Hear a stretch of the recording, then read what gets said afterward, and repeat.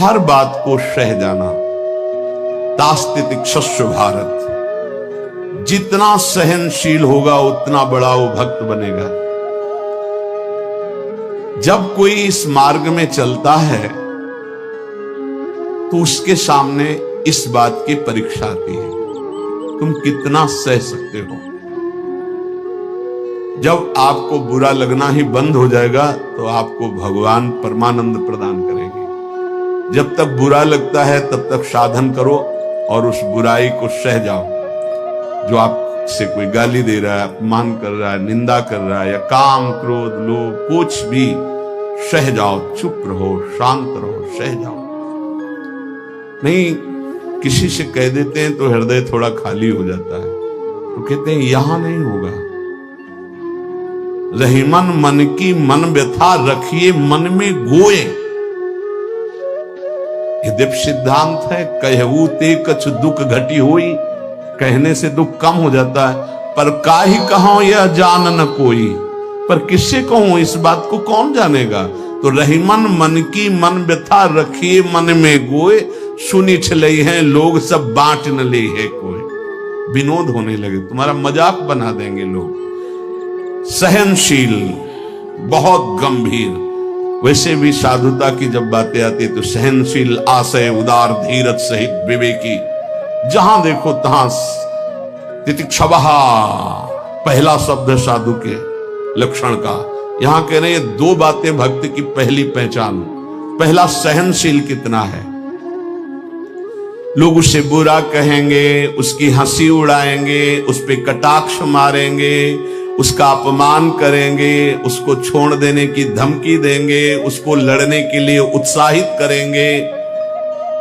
उसकी पराजय भी हो सकती है, पर वो शांत गंभीर, अपनी अंदर की वृत्ति को कभी विचलित ना होने दे, सह जाए। बहुत ध्यान देने की बात है। भजन करके उसे बचाना कठिन, बचा के पचाना कठिन। ये है भजन करना और उसको बचाना और उसको पचाना। आप को बुरा कहेंगे, पूज्य बाबा कह रहे हैं, हंसी उड़ाएंगे, आपके कटाक्ष मारेंगे, बड़ा भजनानंदी बनता है, किसी से तो बात ही नहीं करता है। अपने को कुछ ज्यादा ही भगत समझते हैं क्या? ऐसे क्या क्या कटाक्ष करेंगे, आपको लड़ने के लिए उकसाएंगे, उत्साहित करेंगे कि आप लौट कर उनको जवाब दीजिए, लड़िए। वो ऐसा महसूस करवाएंगे कि आप हार गए, चुप हो गए, आप दब गए। चुप हो जाओ, हार जाओ, हरि को हरि नाम, मौन होकर चुपचाप सह जाओ। इस गुण से अध्यात्म की उन्नति बहुत जोर की होती है। सहिष्णु, सहनशीलता, तितिक्षा, इनको एक ही शब्द के पर्यायवाची है।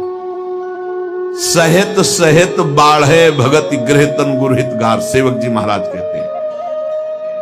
और जिसके अंदर सहनशीलता नहीं है तो वो केवल परमार्थ का आडंबर करेगा, स्वप्न में भी आध्यात्मिक उन्नति नहीं हो सकती। जागृत की तो बात जाने दो, पकड़ लीजिए। सबसे पहला लक्षण सहन करना। ये आप संकल्प कर ले कि जीवन में सब कुछ सहन करना है मुझे।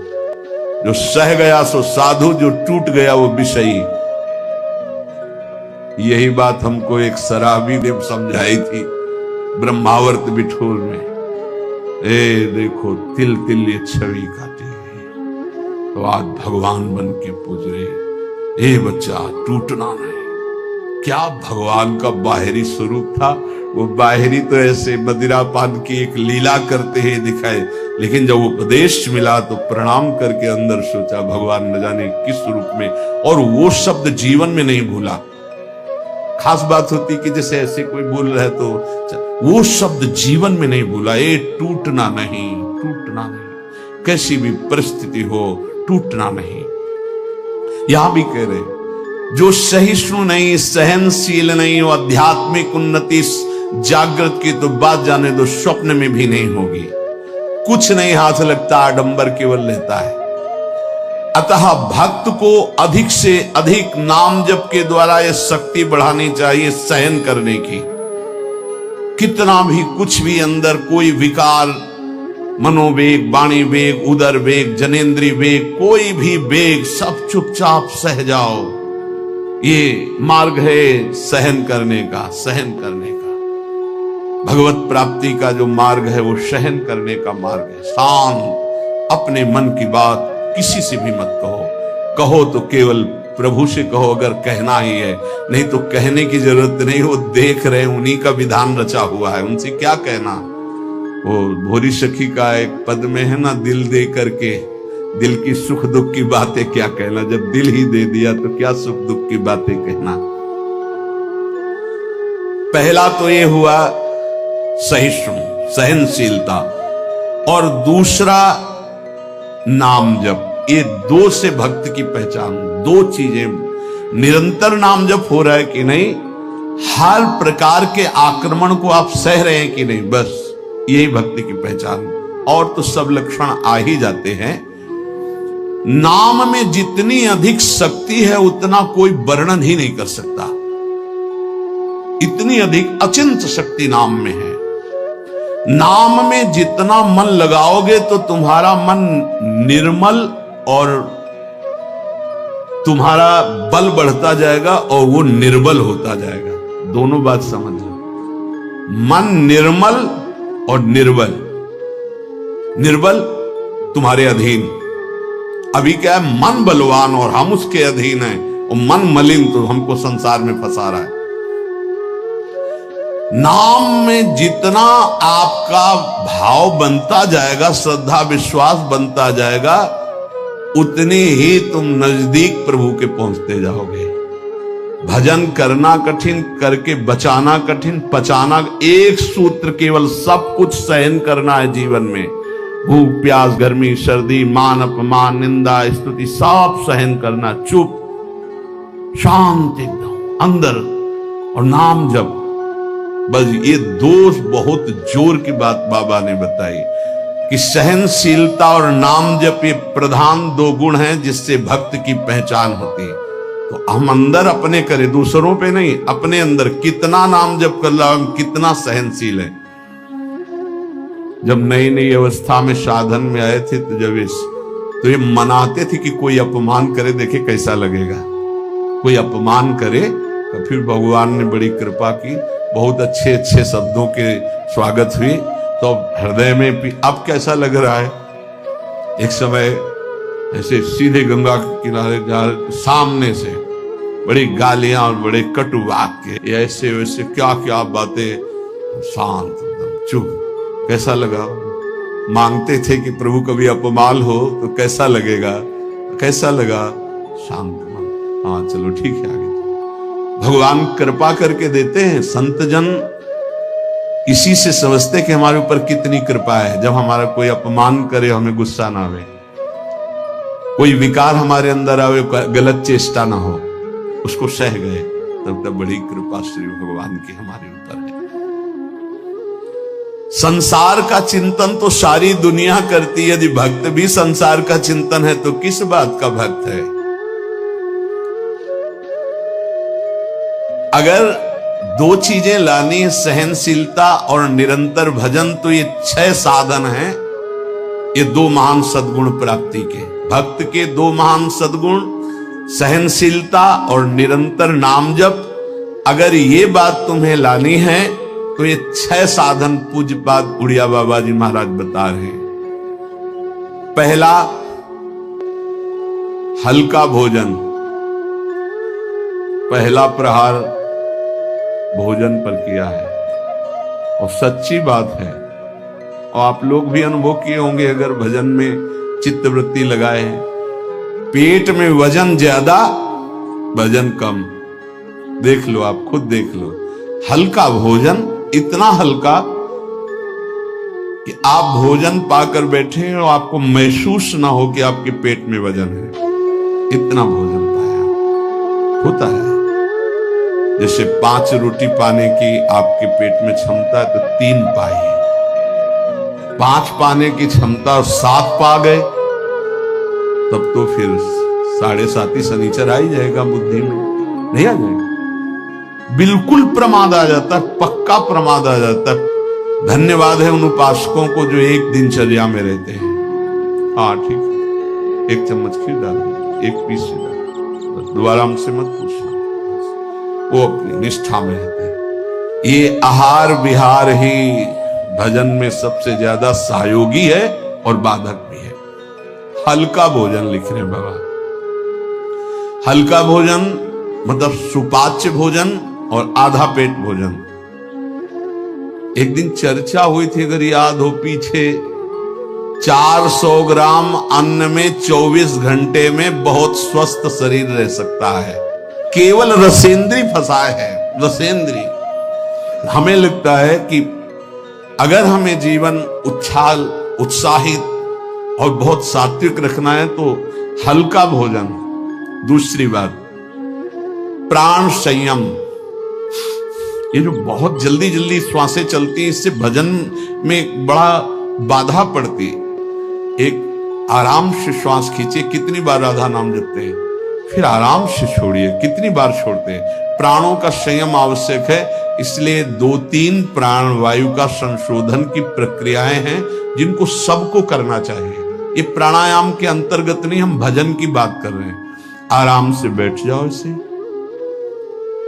दोनों स्वरों से वायु खींचो, कोई हाथ वाथ लगाने की जरूरत नहीं, पूरी खींचा और एकदम छोड़ दो।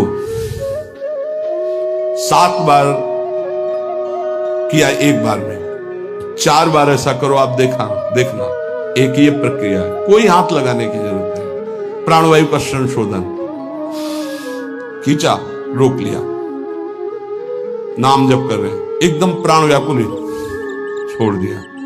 एक ये है आंतरिक कुंभक और एक बाह्य कुंभक, खाली किया,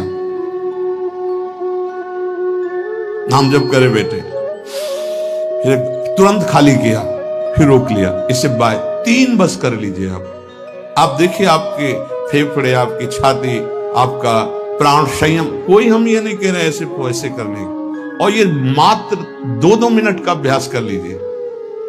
क्या जाता है ऐसे आराम से बैठ के, कोई जान भी नहीं रहा कि आप प्राणवायु का संशोधन कर रहे हैं, पर मेरुदंड सीधी होनी चाहिए।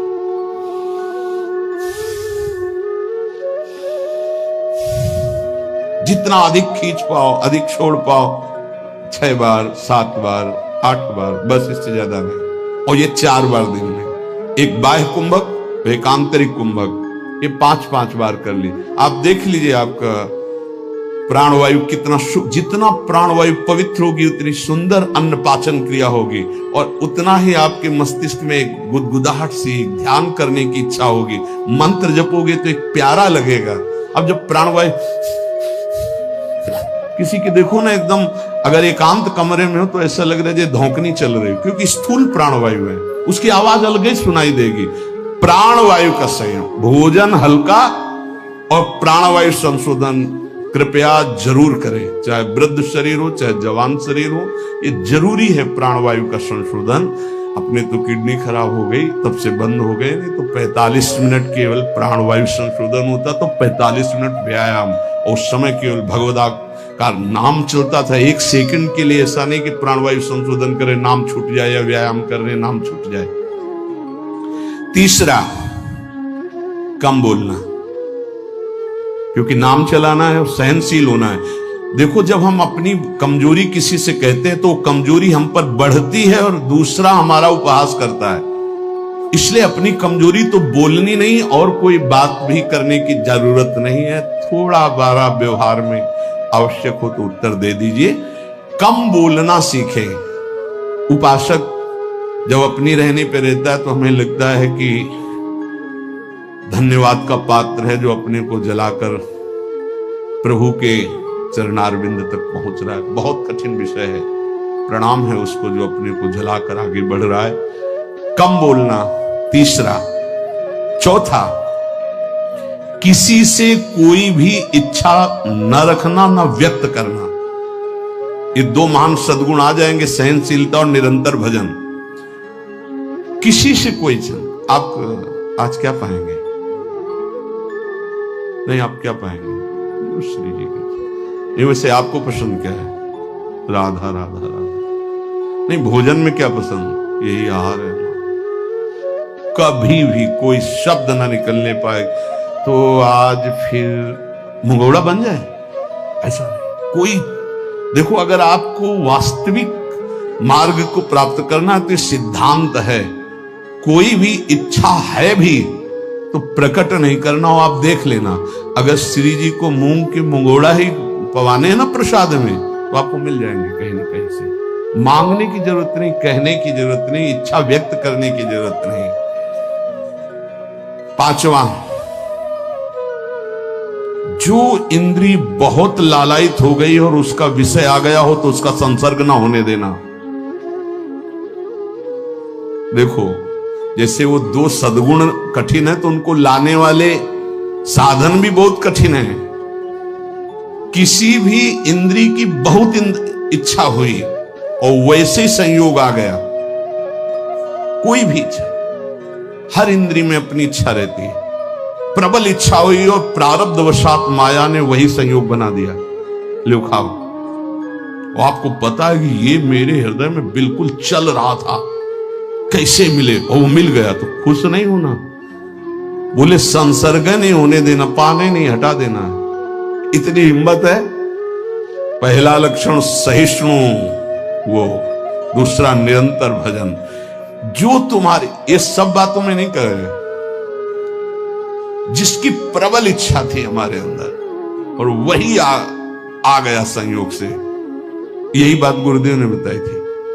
बोले जो प्रिय वस्तु हो उसका संयोग इंद्रियों के संसर्ग में न होने पाए और उसको भोग लगा बांट दो। तो बाबा कह रहे किसी भी प्रिय बात, प्रिय वस्तु, वो इंद्रिय भोग जब उपस्थित हो तो उसका संसर्ग ना होने देना। इससे दो सामर्थ्य जागृत होंगी, निरंतर नाम जप और सहिष्णु, सहनशील। और वाणी पाठ और अपना जो संत समागम है, इसके सिवा अकेले रहने का स्वभाव बनाना। इसमें भी जो अपने प्रियजन परिवार के जन, उनको लगने लगता है अकेले बैठे क्यों रहता है, अरे वो अपने साधन में बैठा है, उसके लिए डिस्टर्ब थोड़ी होना कि अकेले क्यों बैठे। धन्य भाग है जैसे अपने लोगों को सूचना मिलती को एकांत ही चुपचाप बैठा है, तो अपने को पता है, अपना हृदय शीतल होता है कि सही मार्ग है, सही मार्ग है। एकांत देश में रहने का स्वभाव होना, प्राणों का संयम होना, भोजन बहुत हल्का सात्विक होना, कम बोलना, किसी भी तरह से अपनी इच्छा को किसी के सामने प्रकट ना करना। अगर हमारे अंदर इच्छा, छठवां, अगर हमारे अंदर इच्छा आ ही गई है और उसके अनुसार प्रारब्धवशात संयोग बन जाता है उस भोग का, तो इंद्रियों का संसर्ग ना होने देना। इन 6 साधनों से ये 2 बात महान भक्त के अंदर आ जाएंगी कि वो सहनशील हो जाएगा और उसका निरंतर नाम जप चलने लगेगा।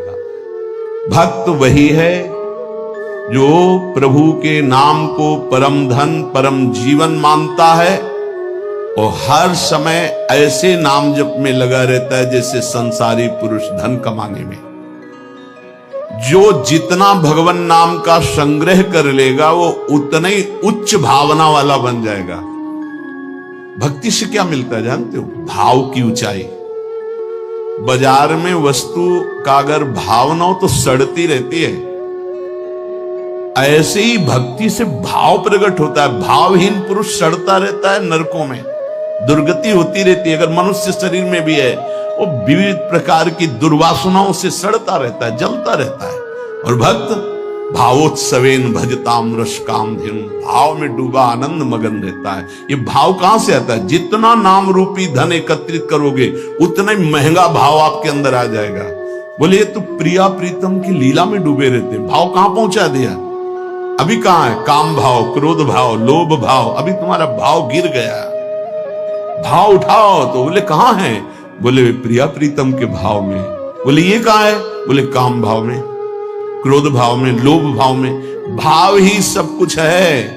भगवान को पुकार करके साक्षात सामने प्रकट करने की सामर्थ्य भाव में ही है।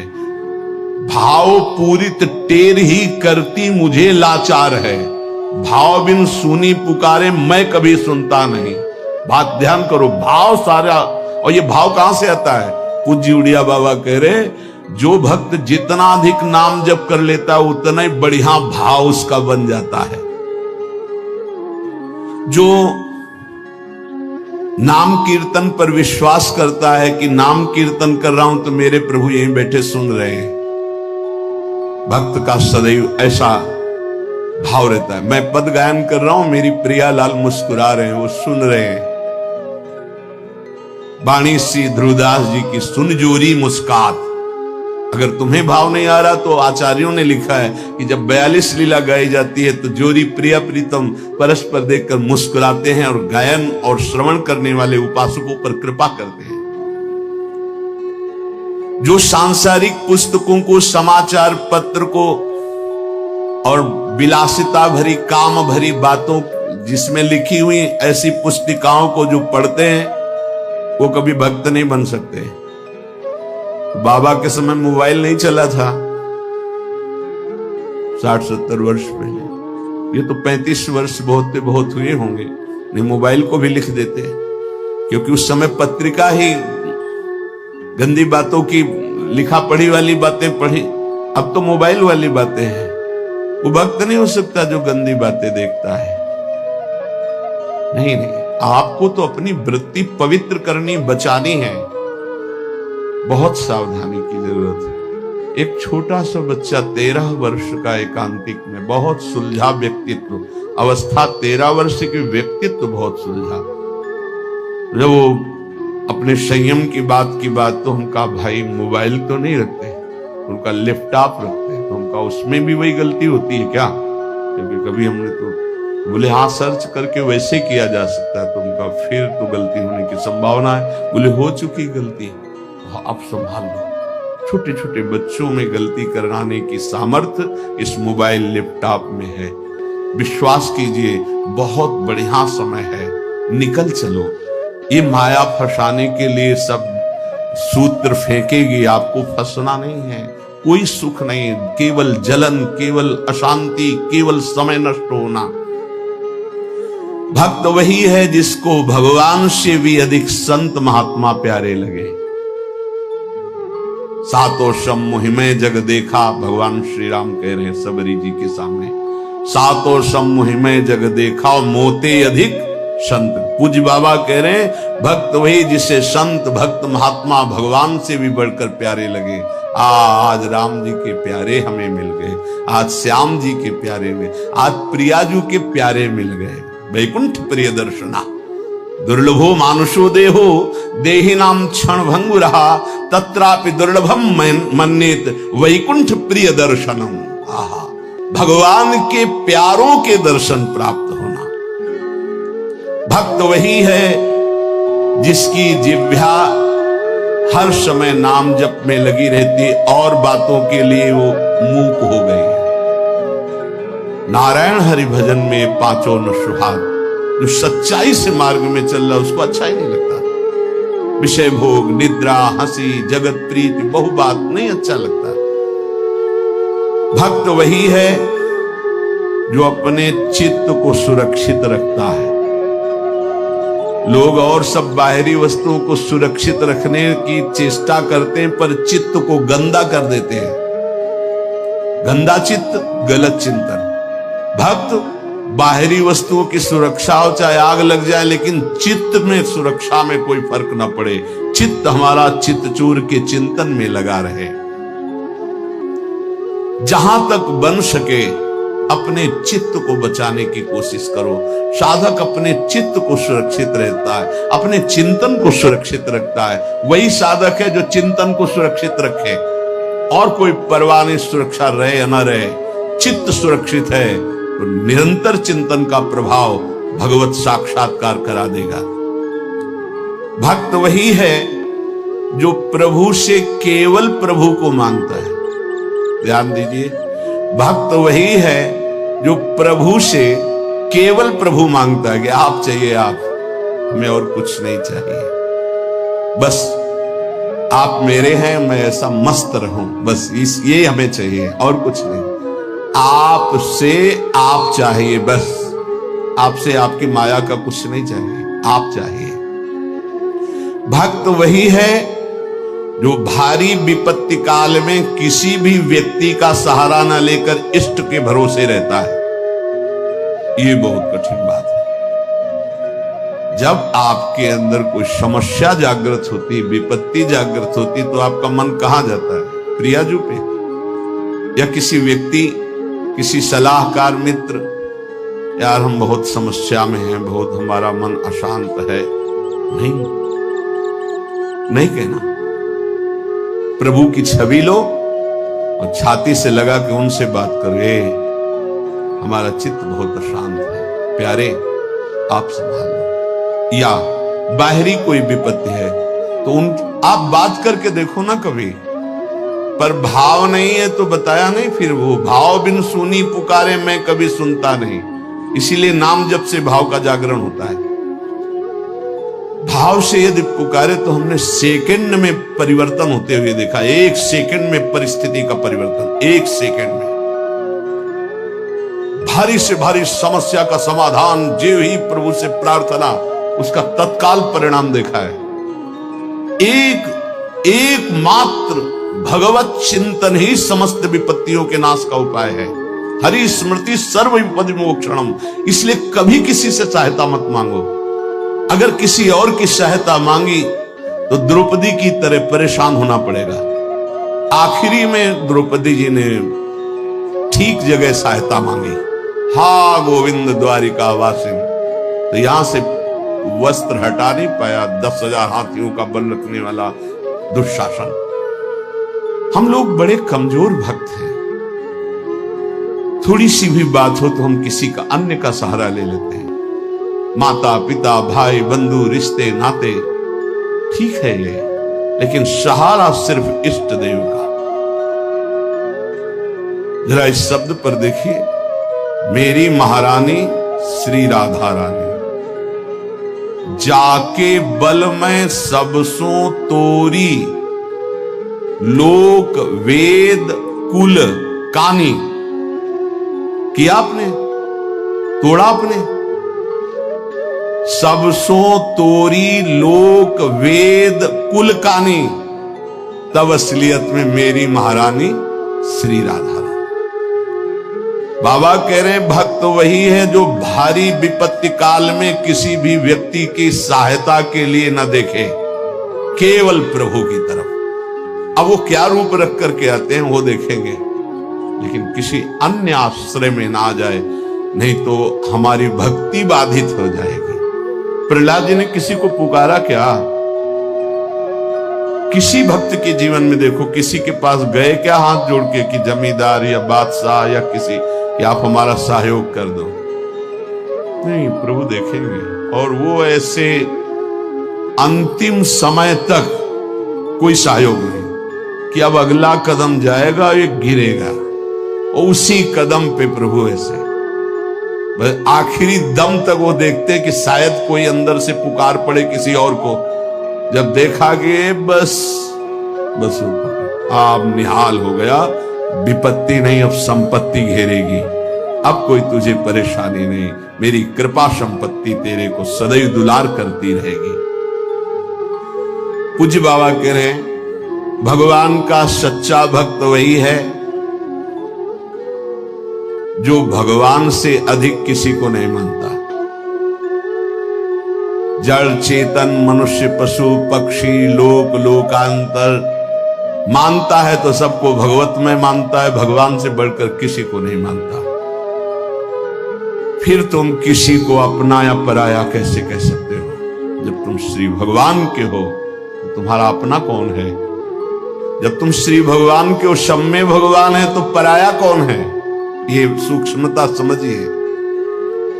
तुम भगवान के भक्त होकर किसी और को अपना कहते हो या किसी को पराया कहते हो, तो अभी सही भक्ति नहीं आई। ना कोई अपना और ना कोई पराया।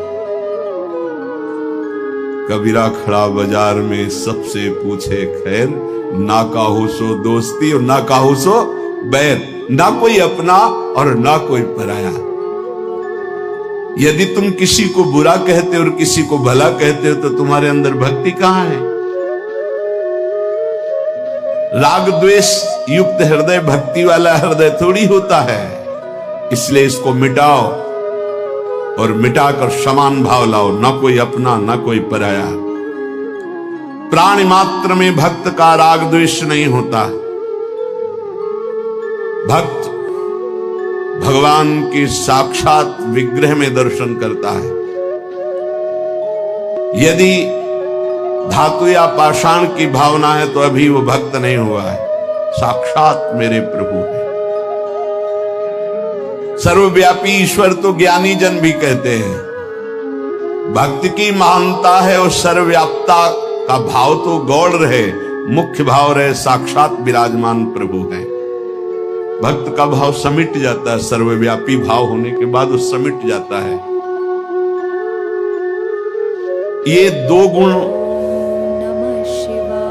प्रधान रहते हैं और बहुत से गुण रहते हैं भक्त में, पर दो